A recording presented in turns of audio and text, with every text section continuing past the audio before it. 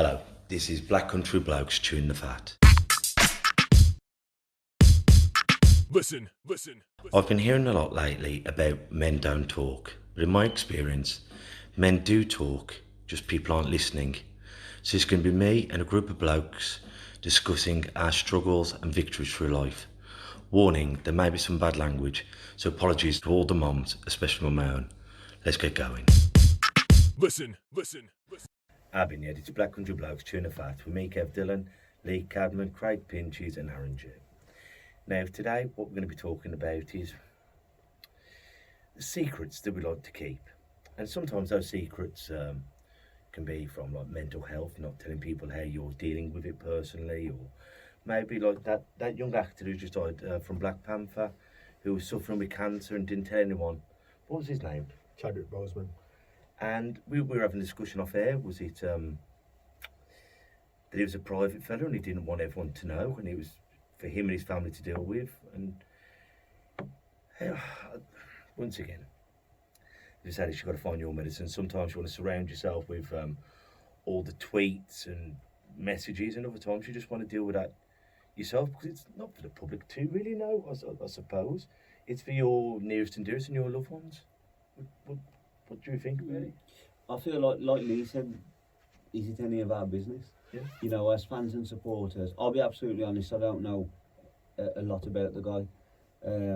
But as fans and supporters out there, they want to know, because they feel that, not that they own you, but they are your family. That's what they feel. But is it our business? Did he keep it a secret because it's not our business, or was it to protect a legacy, or was it just because he didn't want to deal with the public perception? Because you know what, the media would have been painting pictures of him, you know, they'd have been taking every bad angle of him going, and they'd have been, is he too ill to carry on, and this and the other. Maybe it was, you know, to halt some of the propaganda side of it. I don't know. Is it our business? But it's like with Charlie Sheen, they basically bullied him into coming out saying he was HIV.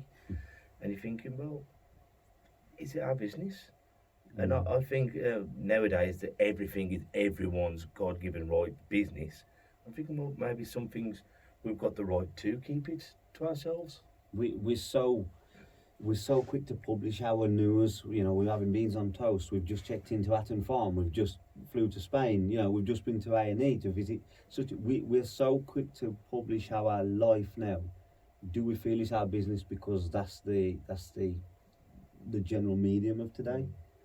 You know, I don't think it's any of our business. I don't think it's got to explain. Just like any sexual orientation, no one's got to explain. That was his choice. You know. And you hear that a lot when people have been outed, and you think, well, that's his or her private business. Does it matter? Do I have more respect for Philip Schofield because he's come out? Or, and I'm thinking, I honestly couldn't give a toss. You know, wherever anyone's putting it, it's up to them. and I think, why have we got to hear about it? Why have we got to hear about the turmoil that it's created their family? I think we all just want to know everybody's business, and I think that's just the way. It's not anyone that you don't go out thinking, I need to know their business. You just expect it now, because it's so readily available. You know what people wear, you know what they eat, you know where they check in, you know everything, and so does the government.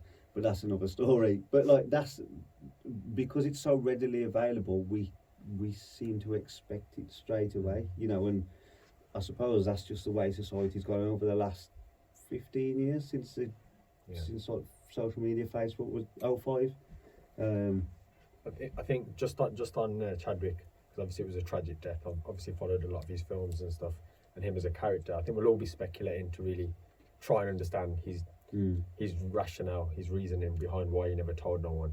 But I think the greatest lesson I took from that, which was quite emotional actually, was the legacy that he's left, like the footprints in the hearts of the millions of people that he's had in terms of standing for something. So obviously I followed him from many years, and there was times where he was kicked off set for standing up against something that he believed was, you know, socially and equality wise, in terms of discrimination and stuff, and he stood up for something. And I think that's why it was such a huge impact, because I spoke to some of my friends in the black community, and they said, you don't understand how much we appreciate it, because we finally got a superhero on the TV rather than a thug, for example, or somebody who's got his father missing and stuff, and I just think he played that important role. And again, I'm not trying to think about why he did what he did in terms of not saying nothing, but I think he felt he had a purpose, he had a stage, and he just persevered, and that's purpose. I feel like his purpose drove him on to do those 5 or 6 films, which in the last 4 years,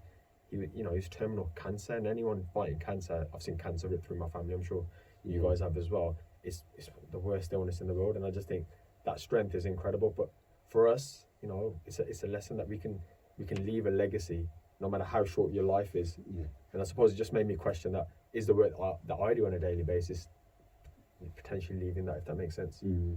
You were saying you saw something on this morning with him. Yeah, so it was a mentor of his that he looked up to, and the film together, and he was just saying that during one of the films itself, and he ended up breaking down because he admitted it, and it took some vulnerability to admit the story.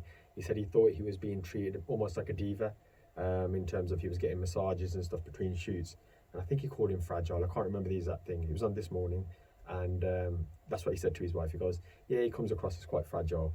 Only now to realise in hindsight, actually what he was trying to do was recover in between sets, not make a big fuss about it, and just get on with what he, I believe, saw as his purpose, in terms of I need to get this out because this means more than just me. This is for the future of maybe a nation, maybe the kids coming up. I think that leads back to something we've said over previous episodes, where it's bigger than us. It's bigger than me, it's bigger than you, purpose, it's bigger than you. Yeah. And that's purpose. And like you say, he felt people were treating him as a diva or viewing him as a diva. And that goes to show how perspective without context can really lead you to prejudge. I've prejudged. How many times every day? Even if someone cuts you up, I'm freaking a shit driver and this and the other, for a light-hearted, example. But you don't know that they're not cutting you up because they need to rush to get to the hospital because they've just got the phone call to say a loved one has got, an hour to live or a couple of hours to live. And I think we all prejudge, and we're more so quick to, we own this space, and anyone that thinks that they should be treated different and more, having massages between sets, that's like something royalty has done. But little did they know, he wasn't a royal prince, he was a warrior, and he was fighting for his life. But this comes to like what you were saying then, like prejudging, like, and you'll see someone who's drinking heavily or someone who's on the game, and you don't know what they've been through to get to there. You know what I mean? And it's so easy to judge, going, oh, well, he's a druggie or he's an alkie, and you're going, well, no one really purposely sits there and goes, you know what, I'm going to be a junkie, I'm not going to wash, I'm going to burgle my mum's house to get my fix. No one sets out for that goal, but you don't know what's drove them to that. And that's the same with mental health. When people are hanging themselves in their living room, you think, well, couldn't you find somewhere better? But that person at that time wasn't thinking normally. The thing is, my children will be better off if I'm not here. And Matt from Mental Health First, CIC, he was saying that when he was suicidal. And I said, well, how about your kids? He goes, I honestly, in that point, thought my kids would be better without me. And that's how suicide gets you, isn't it? Because you're thinking, you're not seeing past the suicide, you're just thinking everyone will be better if I'm not there. And so we've got to be so much more mindful. And Kev, to me, it's the old saying, never judge a book by its cover. Yeah. Everyone's going through something, there's a reason that's going on, and I think we need to start getting back to that understanding that speak to people, find out the story and see what's going on, don't just judge. And we spoke about this a few weeks ago, didn't we, about the lad in the hoodie who was walking up. And I think it's just prominent now that this has happened and you can see it. Because what were the stats we were saying about suicide through all this corona at the moment? It was 18 people completing suicide a day. 75% of that was men. And I think one of those, every day this is, one of those was under 18, was a minor. Well, there was news out today. I was actually trying to figure out what exactly it meant. So it's got metrics here, but at the minute, Yorkshire and the Humber have the highest male suicide rate, and it's got it in terms of metrics that deaths per 100,000 males, and it's 20.8 there. and then you got the southwest is 19, the northeast 19, and Wales. Now I'm not sure what the duration is for that, but even 20, that's far too much than what we should be having. But then it's showing statistics for 2019. There was 5,316 confirmed suicides in England and 330 in Wales. So we peaked that, which is devastating. I think I also read that it's the highest suicide rate for men since 2000. Yeah, you're correct. Yeah. And we're not finished the year yet. And when I did my mental health awareness course, a lot of suicides were coming from the construction industry.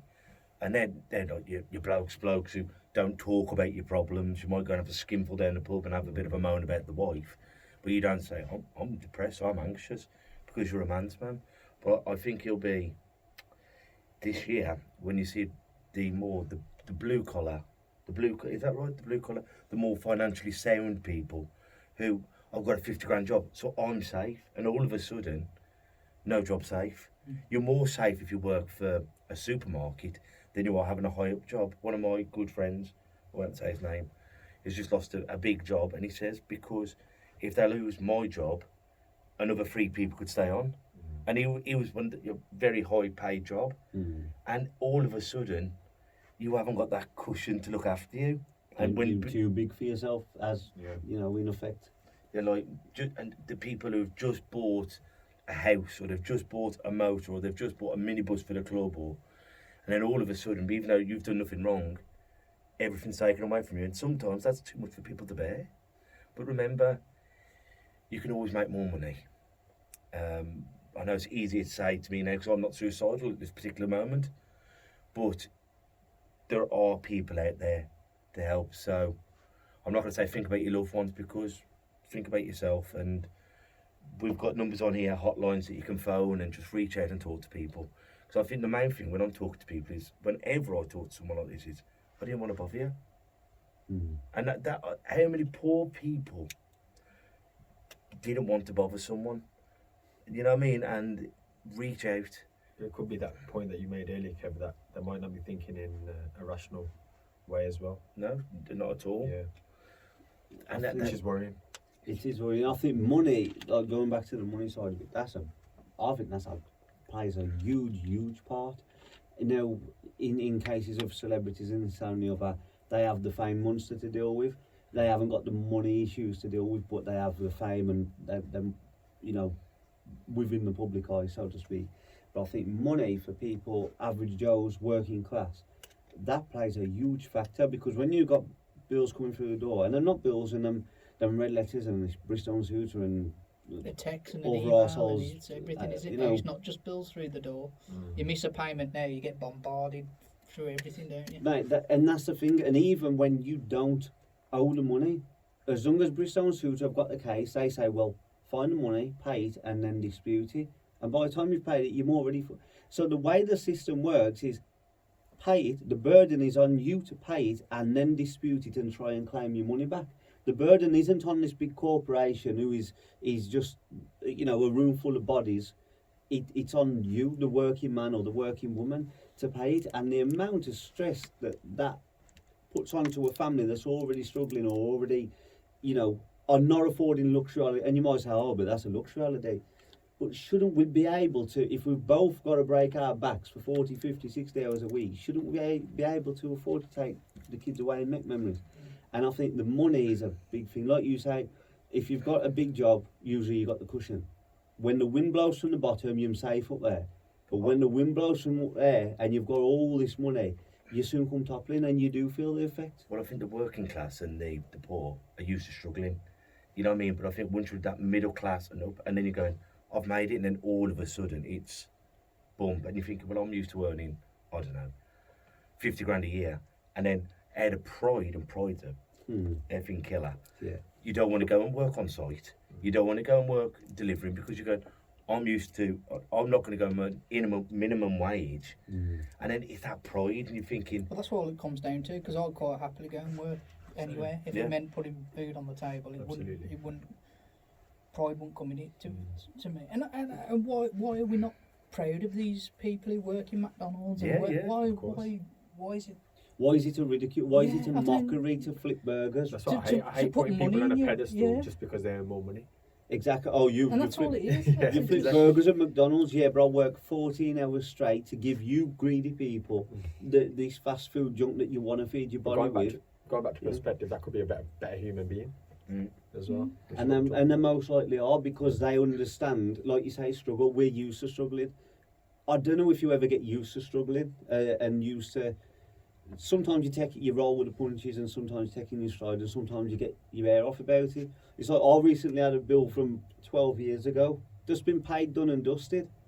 And the story is basically, when I lived in a flat, they was chasing me for rent, this and the other, that they say I owe. I won't mention the council, even though you probably know, since I'm in the Black Country. And I paid them £1,000 a couple of years back. And then they sent me another one saying £94 extra. I said, how? And they said, oh, it's rent arrears. I said, I just paid 2 years ago £1,000 from 12 years ago. There are no, I didn't owe. No, this is something different. How is it different? And I've ended up paying like nearly £100 more. I said, am I supposed to keep paying these as they come through the door when I know I don't owe it? They said, can you prove you don't owe it? No. Then you owe it. And it's that Robin Hood society where I did say to them in the end, like I said, you know what, it's just another tax. When I take my kid on holiday during school time and they fine you, which I've paid fines, I said, it's just another tax. That's how I consider it now. And you think, them money worries, I mean, my temperament sometimes is, it's very sporadic. Like, I don't know where, if I'm coming or going, I can be volatile, I can be delicate, all this in the space of 10 minutes. And when I get this through the door, it either breaks me or it enrages me, which then breaks me, because then later on that night I have to lie awake with guilt because I've been around my family enraged and I can't control that rage. So then I've got the guilt to contend with. So then I've got no sleep, which in turn leads back to the depression. And all this is through money. All this is through corporations and the way the system's set up to keep the poor and the rich. And I know it's not really a subject we're on, but it's the knock-on effect that corporations have and money has, that yes, we are used to struggling. If I had it all and lost it all, I could get back on the shovel. I've done it. I've got callus hands. You can see my callus hands. It's not something that I'd be ashamed to go back to, but it's this money worries for people like us that, like, it creates a lot of problems that people don't say. They just say, "Oh, we get to work and earn your corn." But if you're dishing out more, it causes a lot of problems. More, one letter, that's all it takes. I think that it's the uncertainty of the situation at the moment as well, because we just don't know how long have I got a job, how long's well, if another lockdown happens, have I managed to squirrel enough away? But as you're trying to squirrel, you're trying to put nuts in your hole, but then more stuff's coming out. Your kids have got to go back to school, and you're going, oh my God, school shoes, and then your car gets taxed, and you're thinking money's still coming out. So how can I save when I'm not getting enough in, and I don't know when I'm going to stop earning altogether?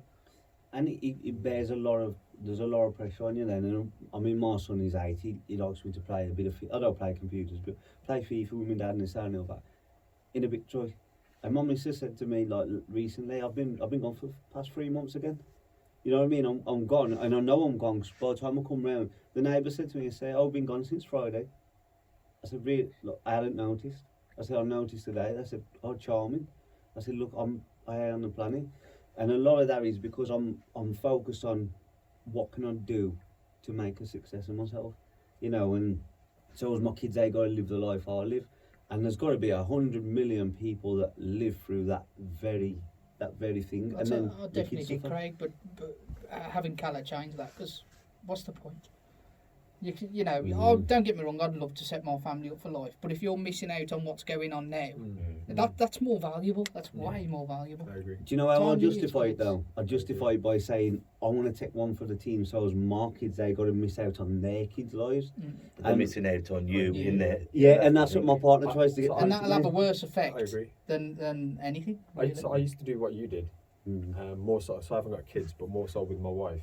But actually, I'm fully leaning towards what Lee's saying. So what used to happen with, and I think this is a you and a me issue, is that the reason you want to be a success, yes, to put food on the table for your kids, but it's also a you thing. It's more of a you thing. So some days I used to be working so many times, and the wife's like, why are you working day and night? Like, I still work 7 days a week, But literally, like, when she wanted to relax and chill out, I'm like, no, I need to work because Yeah. I want to get you a big house, I want to do X, Y, and Z. And then I think I listened to a podcast, I think it was Eric Thomas, and he says, he was doing the same thing, and he says, when he sat with his wife, he said, actually, what do you want? Like, if you asked your boy Troy, do you want me to play FIFA, or do you want me to be distant for 3 months while I try and make a success of my life? 100% he wants to play FIFA with you. And it's only when my wife said that to me that I don't need all of that. So we live a very minimalist lifestyle. Like I don't even have Sky, for example. Like some of, and I live within my means. I don't try and live above that. I know financially we'll be very successful in a few years' time, but again, that doesn't bother me because it's the present now. Yeah. And just like Lee said then, now me and my wife, we're like best friends. We spend.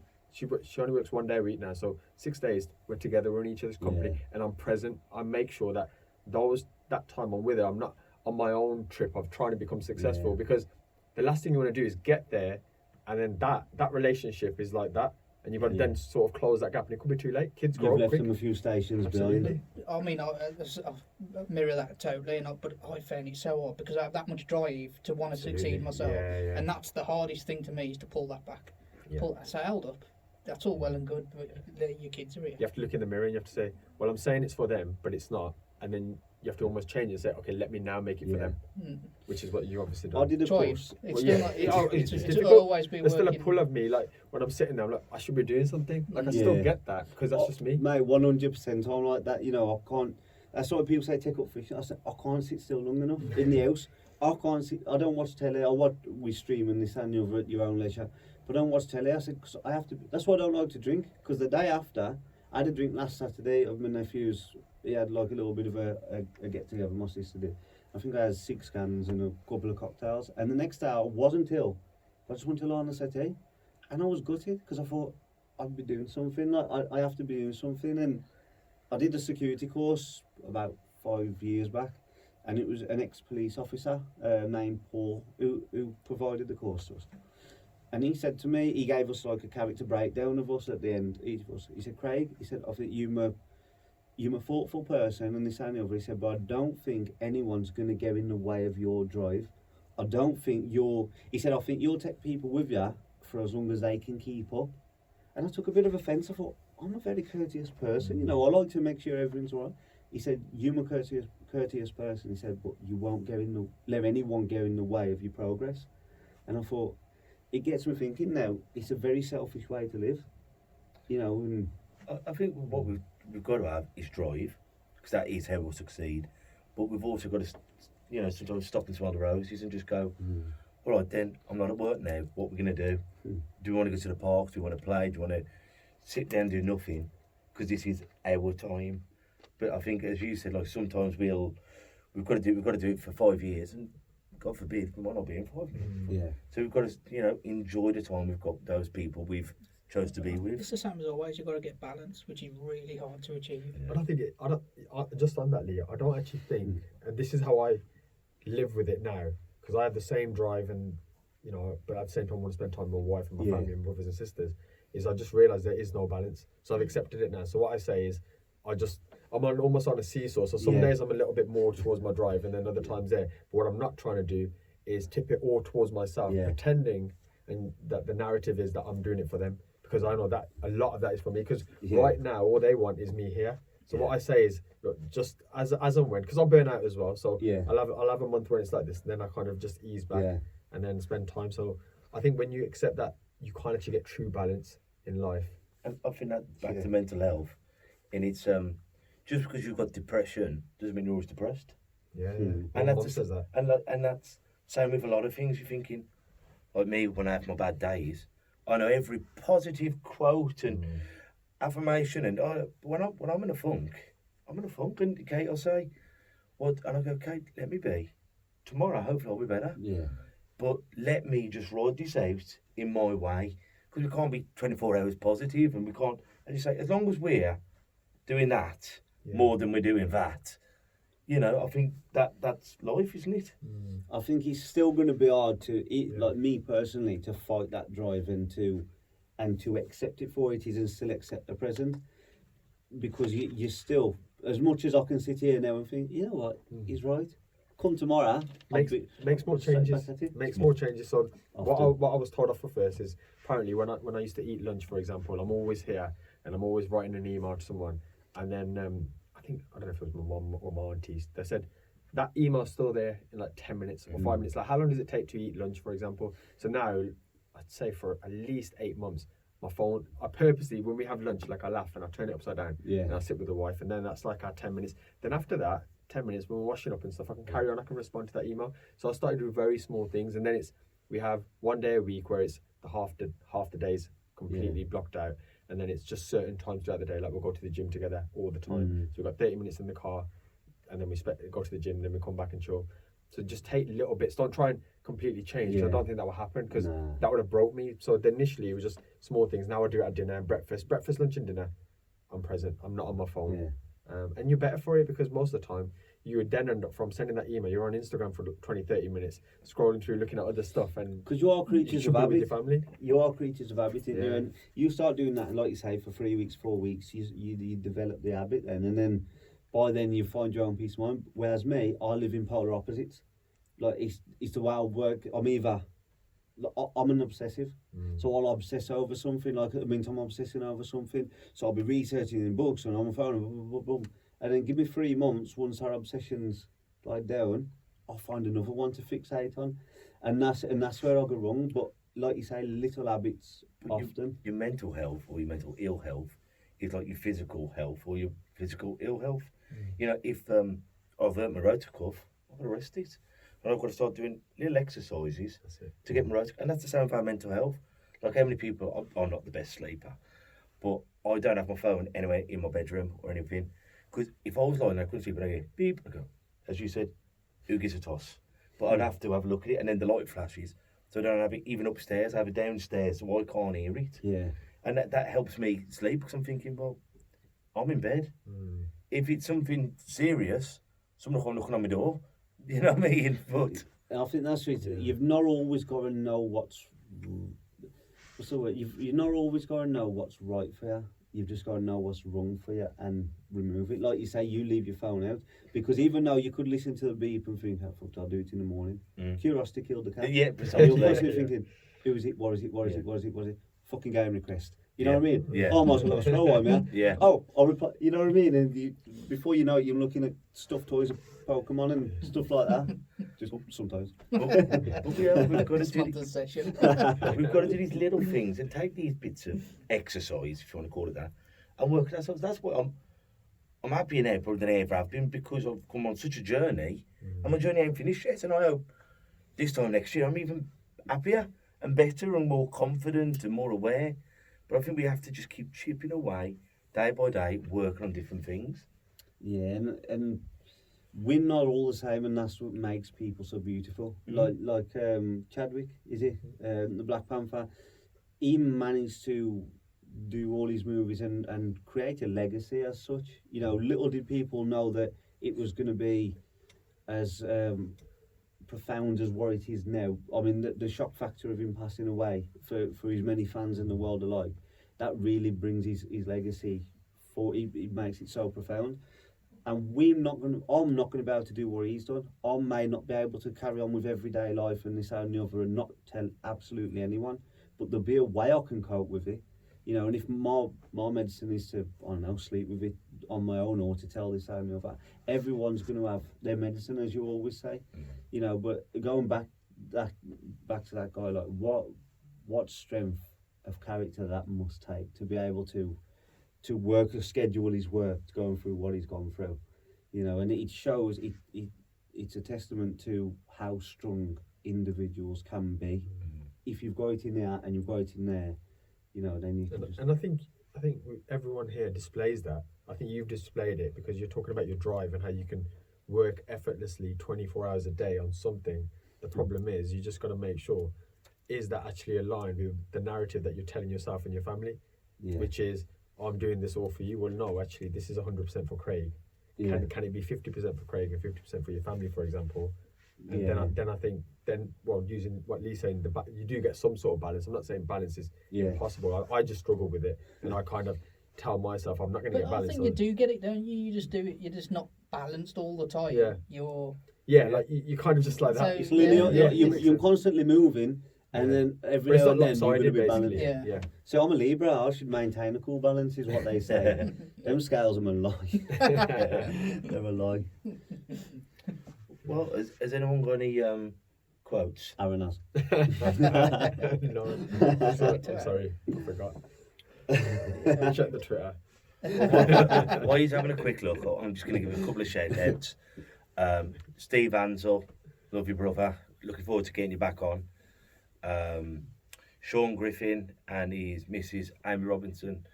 I know they watch it every week. And if you would like a shout out, please get in touch. If you'd like to come on and share your story, your victories, your struggles, it'd be great. We've got some great guests who are coming on. Once we're allowed to go live again, not allowed. Once we go live again. Once we've got the internet, we've got some wicked guests on. So please stick with us. You're doing great. Right, I've actually got a quote from Chadwick Boseman, and it's everything you fight for is not always for yourself, it's for those who come after you. Perfect. Well, until we see everyone next time, take care of yourselves and each other. Ta-ra a bit. Listen. And that's a wrap for another show. But if there are any comments or messages that you would like us to read out for our next podcast, please be in touch. There are also lots of different organisations at the bottom of this page, and hopefully they can help you or someone you care about. Please share this to spread the word. Until we talk next time, ta-ra a bit. Listen.